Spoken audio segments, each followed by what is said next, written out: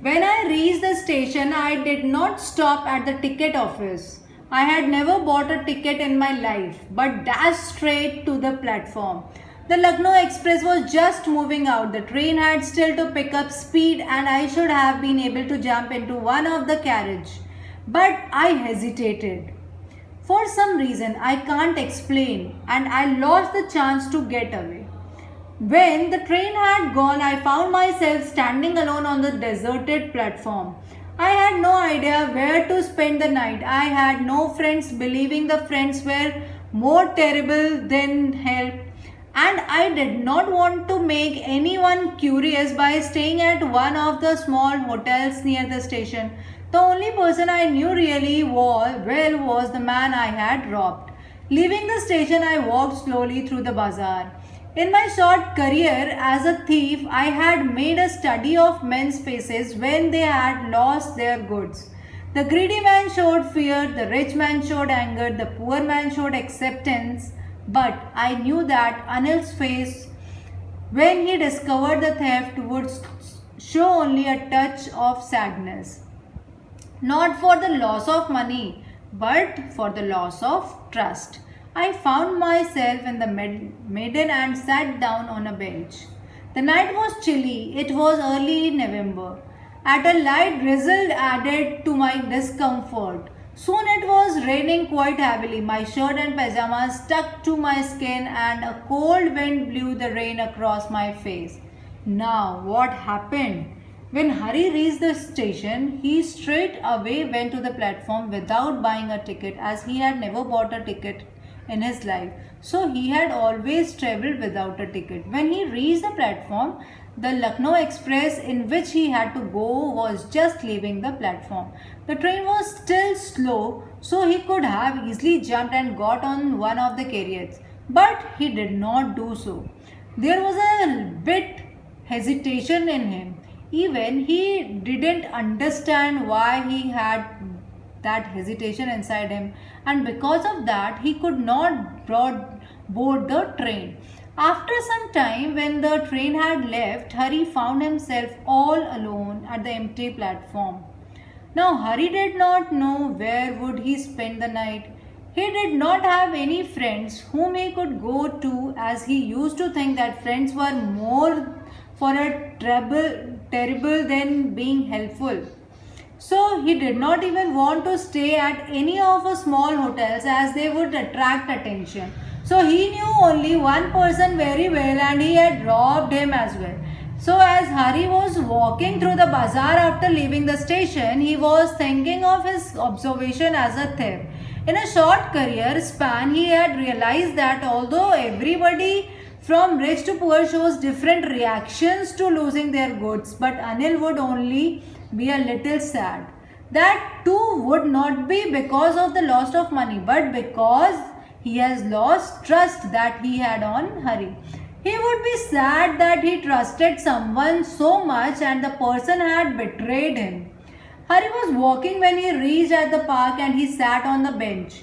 As it was the month of November, the night was a bit chilly, and then diesel also added to the discomfort that Hari was going through. So it started raining quite heavily, and Hari's shirt and pajamas stuck off his body, and cold wind was blowing across Hari's face. I went back to the bazaar and sat down in the shelter of the clock tower. The clock showed midnight. I felt for the notes. They were damp from the rain. Anil's money. In the morning, he would probably have given me 2 or 3 rupees to go to the cinema, but now I had it all. I couldn't cook his meals, run to the bazaar to learn to write whole sentences anymore. I had forgotten about them in the excitement for the theft.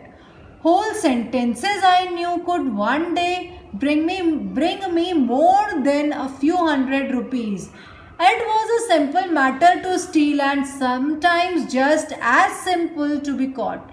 But to be a really big man, a clever and a respected man, was something else. I should go back to Anil. I told myself, if only I learned to read and write, I hurried back to the room feeling very nervous, for it was much easier to steal something than to return it undetected.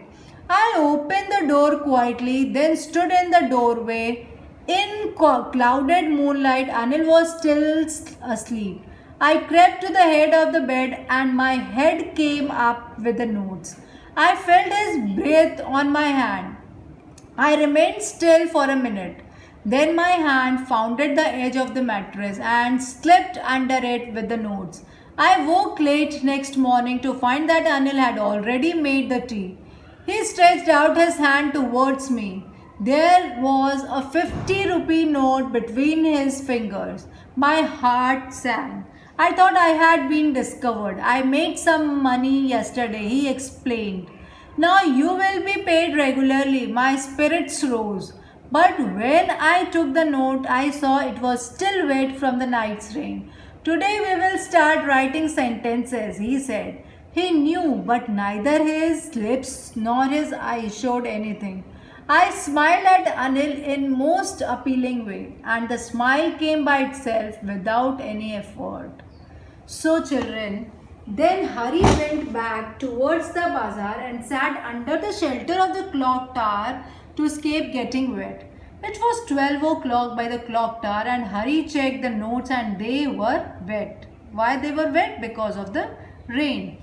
Then again Hari started thinking that it was Anil's money and he had not stolen it. Anil would have surely given him 2 or 3 rupees to go for a movie. But now as he had stolen it, he had it all. Now he won't be able to make tea or do groceries for Anil anymore, nor would be able to learn to write whole sentences ever. So he had not realized that he would be losing all these in the excitement of stealing the money.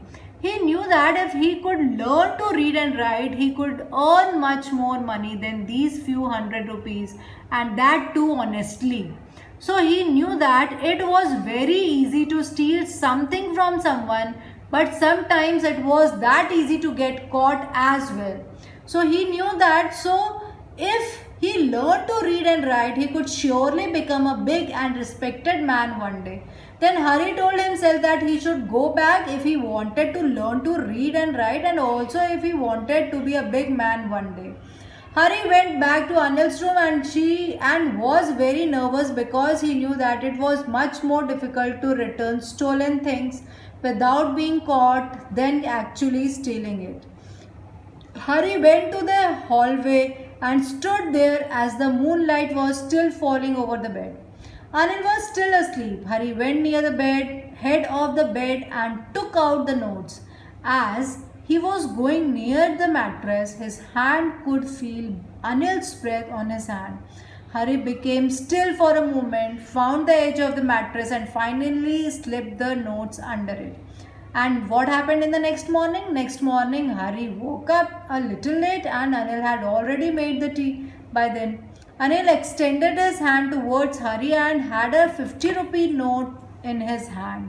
Hari thought it had been caught. Then suddenly Anil explained that he had made some money the day before, so he was giving him 50 rupees. He also said that he would be paying Hari regularly now. Hari was really happy, but when he took the note in his hand, he saw that it was still wet for the last night. So he also told Hari that day he would teach him how to write complete sentences. Hari realized that Anil had come to know that he had stolen money and kept it back. But the great thing that happened was that he did not let it show on his face or his words. Hari again smiled at Anil in the most appealing way, and Anil's smile also came to his face without any effort. Children, this is the beautiful story, and the writer of this story